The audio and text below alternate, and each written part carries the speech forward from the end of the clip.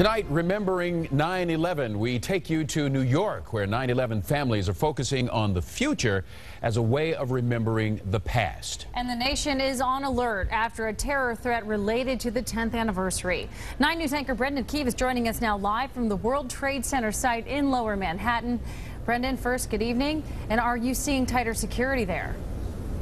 Good evening, Tanya. Good evening, Clyde. Yes, we are seeing tight security here, but that is nothing new in New York City these last 10 years.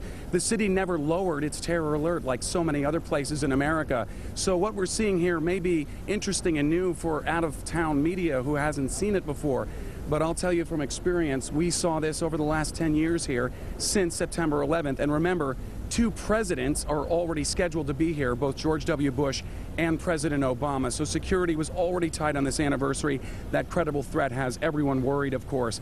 Tonight, though, the memorial is ready. The families are ready. This site is ready to mark the 10th anniversary. We can no longer call this Ground Zero. It is the World Trade Center site because the pit is gone and the World Trade Center is rising once again.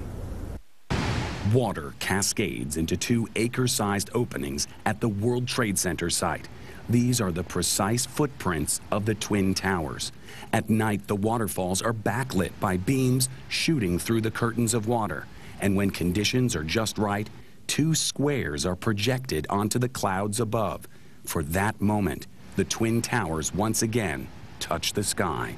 I've been down there. I've listened to the waterfalls. There is no way to describe what it feels like.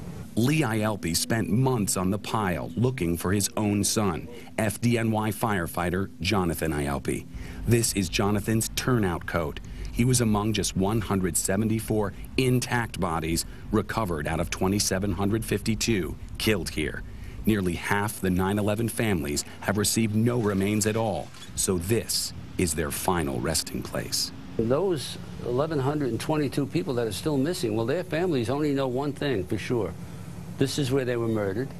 This is where their souls still are, because this is sacred ground. This is hallowed ground. There are 400 trees in the Memorial Plaza, transplanted from around New York, Shanksville, Pennsylvania, and Washington, D.C. But there is a lone pear tree that stands out in the middle of these new oaks. Pulled from the wreckage of the World Trade Center, it was nursed back to health, and now it stands here again as a testament to survival and rebirth. And what's beautiful with that tree is in the springtime it blooms. It's the only tree that'll bloom there. For 6 full years, little happened at this site. It remained an open wound. But they've been working around the clock, even through the night, for a few years now to make sure the memorial is ready for the families on 9/11/11. The pit has been filled with hope. Cold steel and brute force have created a beautiful and lasting testament to the American spirit. To see just how far we've come, take a look at this video I shot here at the site in 2001. And now the very same spot a decade later. Every day the new World Trade Center climbs higher above the site. Surrounding the waterfalls and the footprints of the towers, you see the names of every person killed on 9/11 etched into bronze, not alphabetically or randomly. Friends, firefighters, and flight crews are listed together. The panels are also heated, so they will never be cold to the touch. It looks beautiful to me, the waterfalls and the names. Simple, elegant, and respectful. George Siller's brother Stephen was a firefighter who ran 2 miles through the Brooklyn Battery Tunnel in full gear to rescue people from the burning towers. He was never found. Now every September, runners follow in his footsteps in the Tunnel to Towers race. There's so many good people in America, and it's so touching to see how they care, and they don't forget. And we're back now live. You're looking at the World Trade Center site here. This is the South Tower reflecting pool, the waterfalls, and also some security personnel getting ready for the 9/11 families. You're going to hear more about that Tunnel to Towers race and about Lee Ielpi's tribute to his son on Sunday. That is when the memorial opens to the 9/11 families. Then the public who have reserved passes in advance will have access beginning Monday, September 12th. The 9/11 Museum, which is underneath the memorial, goes down 70 feet down to bedrock, will not open for a year from now.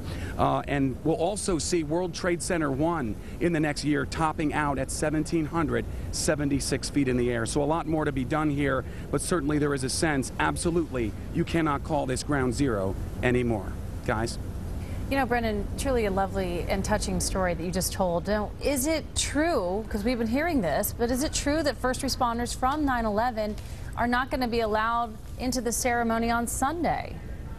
Unfortunately, that is true, Tanya. The first responders, including the NYPD and the FDNY, if the NYPD isn't assigned to work here today, those 36,000 officers, they're not welcome. The FDNY, they're not welcome. Firefighters from out of town, rescuers, EMTs, the construction workers who work the pile, they're not welcome. When you add up all the people, it could be up to 90,000 people. The city said there just wasn't the space. Others said surely something could have, some accommodation could be made. Who's invited? Of course, the 9/11 family members and politicians. That certainly ruffled some feathers. And one thought, a first responder here in New York, as a friend of mine said, yeah, we weren't invited 10 years ago either. We just showed up. They sure did, and we are so glad that they did. Well done. Brendan, we'll look forward to seeing you again soon. Thanks. Thanks.